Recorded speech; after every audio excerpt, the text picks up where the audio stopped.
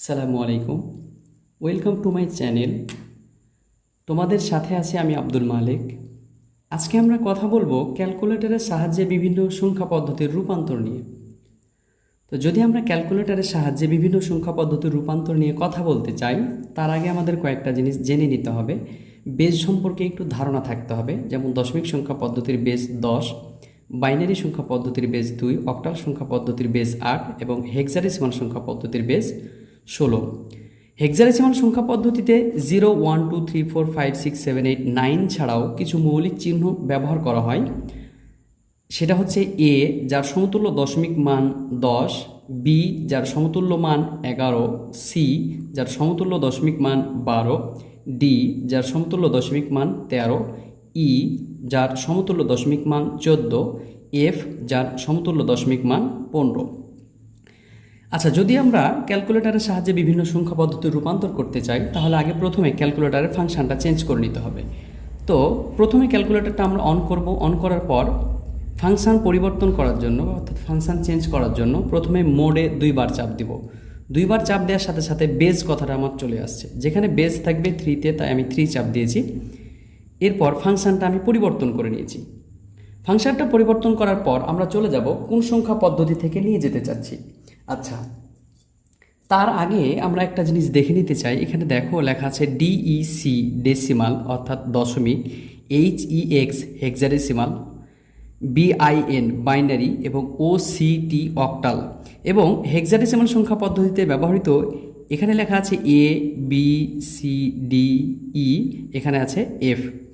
আচ্ছা, এবার প্রথমে দেখো আমাদের সংখ্যাটা দেয়া আছে A5C। এ সংখ্যাটা দেয়া আছে হেক্সাডেসিমাল সংখ্যা পদ্ধতিতে, আমরা নিয়ে যেতে চাচ্ছি অক্টাল সংখ্যা পদ্ধতিতে। আচ্ছা, তাহলে আমাদের কি সংখ্যাটা দেয়া আছে ওইটা আমরা আগে উঠাই নিই। তাহলে প্রথমে দেয়া আছে A5C। এটা দেয়া আছে কিসে সেটা আগে তোমাকে ক্যালকুলেটরকে বুঝাইতে হবে। তাহলে এটা দেয়া আছে আমার হেক্সাডেসিমালে। তাহলে উপরে আমি চাপ দিলাম, এই যে হেক্সাডেসিমালে চাপ দিয়ে সমান চাপ দিয়েছি। যখন আমি সমান চাপ দিয়ে দিব, এই সমান চিহ্ন আছে তাই আমি সমান চাপ দিয়েছি। তাহলে দেখো এখানে একটা সংখ্যা দেখা গেছে A5C, অর্থাৎ ক্যালকুলেটর বুঝে গিয়েছে যে আমাকে যে সংখ্যাটা দেয়া আছে ওইটা হেক্সাডেসিমাল সংখ্যা পদ্ধতিতে দেয়া আছে। এরপর আমরা কোন সংখ্যা পদ্ধতিতে নিয়ে যেতে চাচ্ছি একটু খেয়াল করি। কোন সংখ্যা পদ্ধতিতে নিয়ে যেতে চাচ্ছি? অক্টাল সংখ্যা পদ্ধতিতে নিয়ে যেতে চাচ্ছি। সেই ক্ষেত্রে শুধুমাত্র আমার এখন অক্টাল চাপ দিলেই হয়ে গেল। তাহলে আমি মান পাইলাম দেখো 5134। তাহলে আমি মান পাইলাম 5134।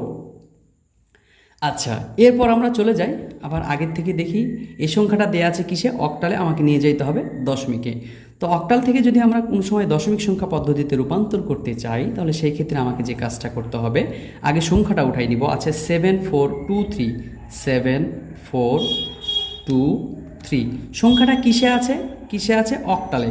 তাই আমরা এই যে ওসিটি অক্টাল চাপ দিলাম। অক্টাল চাপ দিয়ে সমান চিহ্ন আছে তাই আমরা সমান চাপ দিয়েছি। সমান চিহ্ন চাপ দেওয়ার সাথে সাথেই কিন্তু আমাদের এখানে চলে আসবে 7423। এখন এটাকে কোথায় নিয়ে যেতে চাচ্ছি? দশমিকে নিয়ে যেতে চাচ্ছি। তো দশমিকে নিয়ে যেতে চাইলে আমাদের ডেসিমালে চাপ দিতে হবে। এখানে দেখো ডিইসি লেখা আছে। তো ডেসিমালে চাপ দেওয়ার সাথে সাথে আমরা একটা সংখ্যা পেয়ে গিয়েছি। এটা হচ্ছে 3859। তাহলে আমরা পাইলাম 3859। আচ্ছা, এরপরেরটা দেখি। এরপরেরটা বাইনারি সংখ্যা পদ্ধতিতে দেয়া আছে এবং অক্টাল সংখ্যা পদ্ধতিতে নিয়ে যেতে বলছে। তো ক্যালকুলেটরের সাহায্যে বাইনারি থেকে অক্টাল সংখ্যা পদ্ধতিতে নিয়ে যেতে চাইলে প্রথমে আগে কি সংখ্যাটা দেয়া আছে ওই সংখ্যাটা আমাদের উঠাই নিতে হবে। তাহলে 101011। আচ্ছা, এখানে একটু মিস্টেক হয়েছে, আবার উঠাই 101011। এটা আছে কোন সংখ্যা পদ্ধতিতে? এটা আছে বাইনারি সংখ্যা পদ্ধতিতে। তাহলে আগে ক্যালকুলেটরকে বুঝাই নিতে হবে যে এটা আমরা বাইনারি সংখ্যা পদ্ধতিতে সংখ্যাটা আছে। এজন্য আমি এখানে বিআইএন বাইনারি চাপ দিয়ে সমান চিহ্ন চাপ দিলাম। সমান চিহ্ন চাপ দেওয়ার সাথে সাথে সংখ্যাটা বোঝা গিয়েছে, এখানে চলে আসছে যে এটা বাইনারিতে সংখ্যাটা দেয়া আছে। এবার বাইনারি থেকে কোথায় নিয়ে যেতে বলেছে? অক্টালে। তাই আমরা যদি এখন অক্টাল চাপ দিই তাহলে পেয়ে গিয়েছি 123। তাহলে এটা আমরা পাইলাম 123। আচ্ছা, এরপরে দেখি। এরপরে দেয়া আছে দেখো দশমিক সংখ্যা পদ্ধতিতে দেওয়া আছে 105, এটাকে নিয়ে যেতে বলেছে বাইনারিতে।